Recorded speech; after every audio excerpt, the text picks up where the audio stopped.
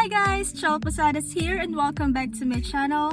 For today's video, I'm gonna share with you the list of documents that I brought with me during my green card interview and also some tips on how to prepare your green card interview essentials.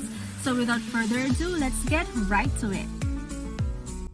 So you will receive a green card interview notice in the mail 1 month prior your green card interview schedule. So you will have enough time to prepare all the documents that you need to bring to your interview. So this letter is the checklist that you can use to prepare for your interview. So you must bring the following items with you: this interview notice and government issued photo identification. So you have to bring this interview notice and also a valid ID. So for me, I brought my state ID, my California state ID. So that is also one tip that I can share with you. So once you get your combo card, please try to get a state ID in your local DMV office. Next, if required, a completed Form I-693, report of medical examination and vaccination record, and or vaccination supplement in a sealed envelope unless already submitted. Please see the Form I-693 instructions for guidance on whether you need a complete medical examination, an updated vaccine supplement only, or neither. For me, I didn't renew my medical record. I still use the one that I took at St. Luke's Medical Center. It's still valid, so I just make a copy of it, and I also brought the original copy with me. Next, if required, a completed Form I-864, affidavit of support with all required evidence unless already submitted. Please see the Form I-864 instructions for guidance on whether you need a Form I-864.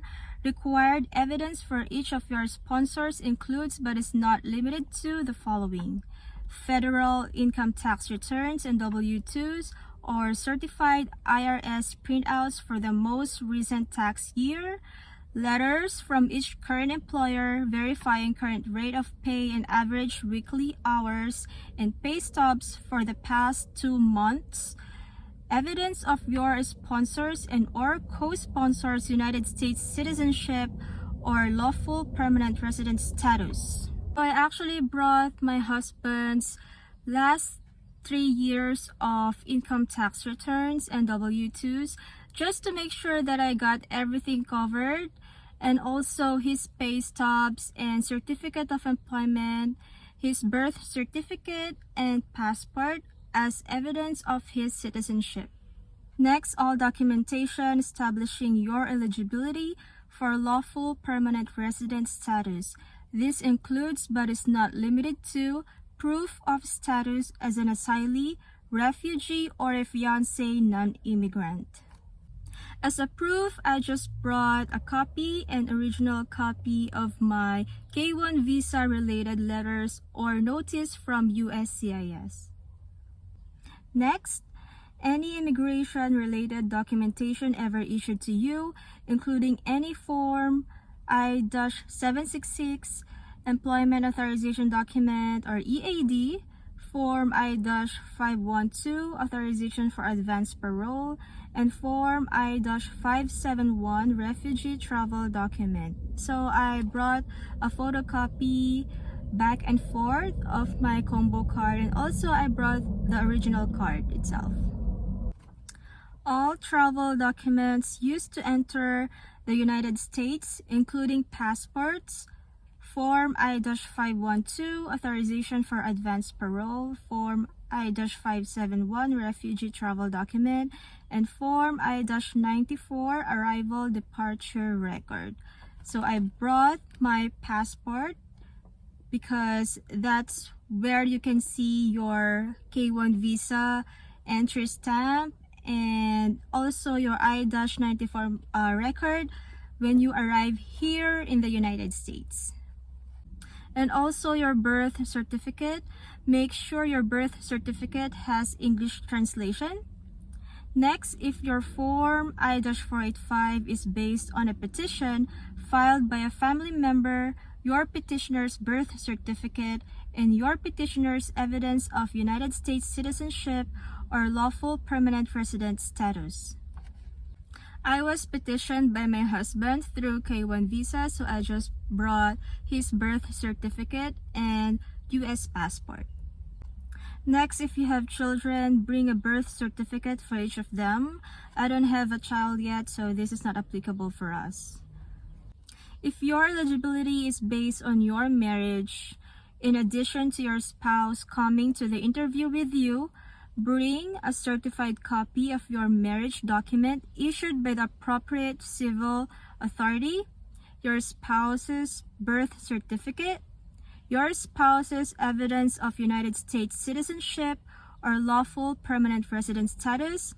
If either you and your spouse were ever married before, all divorce decrees, death certificates for each prior marriage. So this one is applicable for me since my eligibility is based on marriage. Of course, I brought our marriage certificate, my husband's birth certificate, and US passport as proof of his US citizenship. I didn't have any previous marriage before, so bringing divorce decree is not applicable for me.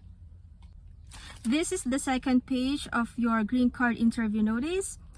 Birth certificates of all children of this marriage and custody papers for your children and for your spouse's children not living with you. So if you have children, bring a copy and also the original copy of your children's birth certificate. So this is not applicable for us, so I didn't bring any.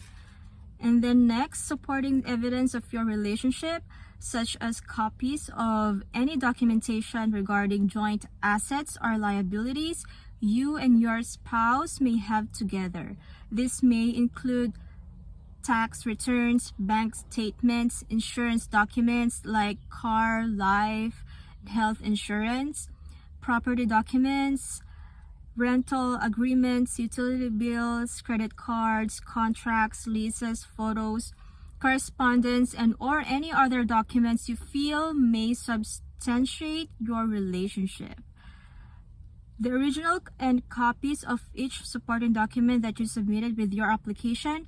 Otherwise, we may keep your originals for our record. If you have ever been arrested, bring the related police report and the original or certified final court disposition for each arrest, even if the charges have been dismissed or expunged. If no court record is available, bring a letter from the court with jurisdiction indicating this.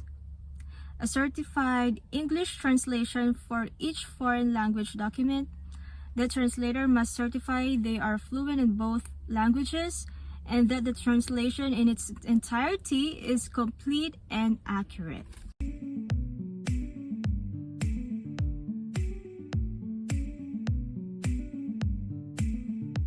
Actually guys, everything here in the green card interview notice is self-explanatory. So my tip for you is to make a copy of everything and separate your photocopy and original copies of your documents so you won't mix up anything and end up of giving the original copy to your interviewer. And the way I organize my documents is I put sticky notes on the side just like this, so the interviewer can easily scan and pull out the documents needed. It will save you time, it will save the interviewer's time, so I would recommend to do the same. I gave two sets of documents. One is proof of relationship. So example is insurance, the life, health, and car insurance, joint bank accounts, utility bills, phone bills under both of your names, lease agreement or title of the property, residential occupancy permit, this is optional, report of marriage, flight travel together, photos with captions at the back. Focus more on photos with friends and family members. Received mails with the same residence address of spouse, credit card authorized user, everything with both your names with it. Then the other set of document is the financial records, such as your IRS tax record. We filed a married filing jointly, and also the W-2s, the Form 1040s, the pay stubs, and certificate of employment. And here are some of the tips that I would like to share with you. Number 1 is to apply for a US government valid ID. So I highly recommend that once you get your combo card, apply for a state ID or a driver's license if you can, because it's very handy and helpful when you have your US government ID. It's a very easy process. You just have to go to your local DMV office, bring the necessary documents that you need and the processing fee, and that's it. Renew your Philippine passport if you can using your married name. Next tip is to apply for a joint bank account. For me, I wasn't able to apply for a joint bank account because I don't have 2 valid IDs using my married name, but that's fine. It's not a requirement, and I was able to get my green card even though I don't have a joint bank account. But if you can, that would be great. Make a beneficiary of your spouse insurance. So if your spouse has life insurance, health insurance, car insurance, you should make yourself as his or her beneficiary. File the IRS tax return married filing jointly, and also gather everything with both your names on it and make a copy of everything. Separate the original and photocopies to avoid mix-up, and make sure any documents are translated in English. So that's all, guys. I hope this video is helpful, and I'm actually making this video to be able to give you an idea in advance prior your green card interview schedule. If you have any questions, please feel free to comment down below, and also like this video, subscribe to my YouTube channel, and see you on my next one. Bye!